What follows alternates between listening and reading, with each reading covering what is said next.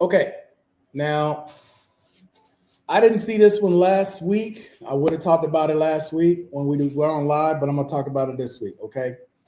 Now this one is from a New York couple that defrauding the VA. Right? It's dated July 30th. Now I want to read through this one. Better, I'm not gonna read through it. I'm not gonna read through it. As a matter of fact, I'm just gonna copy the link and put it in here, and I'm just gonna highlight a couple of things I want you guys to pay close attention to because one of the things that I hear people say a lot is, well, I'm PNT. I got nothing to worry about. That is not true. That is not true in the least bit. Just because you PNT, and I don't care how long you've been PNT or TNP, whichever way you want to say it, that don't mean a damn thing if they get a hold of any idea that you're committing any type of fraud or if your story does not hold up. So basically, here's what happened in this situation. You have a couple. The gentleman was a veteran. He went to the VA, said he had PTSD, back issues, and a whole bunch of other disability issues. He was then awarded 100%. He then went back later and applied and was granted permanent and total disability. Okay, so he's 100% P and T. They went later on and decided to apply for aid and attendance. His wife put in the application, went down and did the interview, and was awarded aid and attendance, where she was paid more than $250,000, okay, over the period of time. During the interview process, something about the interview and what she described and what he talked about didn't sit right with investigators. So they went back through, even though he's P and T, that's the key word I want y'all to understand, or T and P, whichever way you say it, because that designation really don't mean shit if they determine that something about what you said, your caregiver said, or something you put in does not jive with the rest of your records. So they went back in and went through his records again. They found a lot of inconsistencies. So what did they do? Surveillance, investigation, talk to their neighbors, talk to everybody, and just watch them for months. What did they see him doing?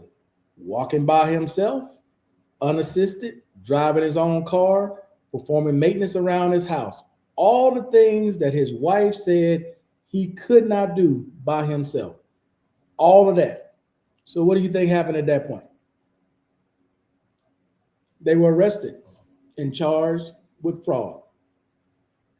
Okay. And I'm saying this to you guys, man, because again, some of us, when I mean veterans, when I say us, are under false illusions about their P and T status. That shit don't mean nothing. Nothing if they get a hold of an idea that something illegal is going on. And I tell you all the time, if you are applying for aid and attendance or you're applying for the caregiver program, that is a whole separate department. Okay. And they do inspections. They just pop up randomly. They don't have to tell you ahead of time. It could be, they could just been there the day before. They can go right back the next day if they think something is up. Okay. Like if you weren't happy, you just happened not to be there that day and you off with someone else and you're giving her a break or whoever your caregiver is a break. And then they say, okay, well, we'll come back and check later. That doesn't mean they won't come back later that day or that next day or that next night to make sure you're where you're supposed to be. They sitting there watching you drive up by yourself and get out the car like normal, like ain't nothing going on. Don't try it. If you don't really need help, don't apply for it. If you don't really need aid and attendance, don't apply for it. They're not playing, guys, when it comes to this stuff. They will put your ass in jail. They will hit you with all kinds of fees and fines.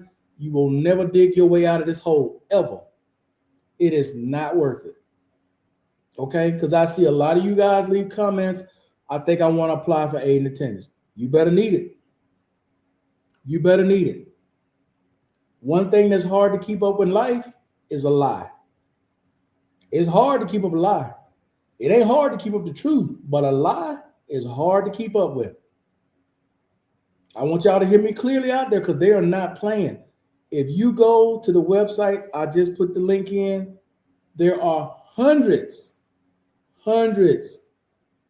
of cases of fraud from different veterans doing different things. I'm just giving you one example because there's always someone leaving a comment about applying for either aid and attendance or the caregiver program. And what I'm trying to drive home to a lot of you guys is this: you better need it. Because if you don't need it and they catch you not needing it, they're not going to just cut you off that program. They're going to cut your ass off everything and want every dime you ever got back. Every dime.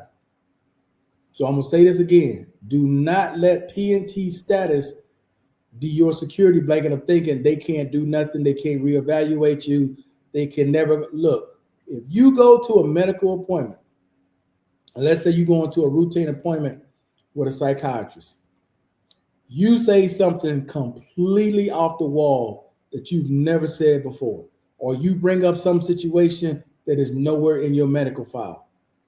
It is up to them whether or not they want to investigate it. Forget the fact that you're not supposed to be up for real evaluations. That don't mean nothing.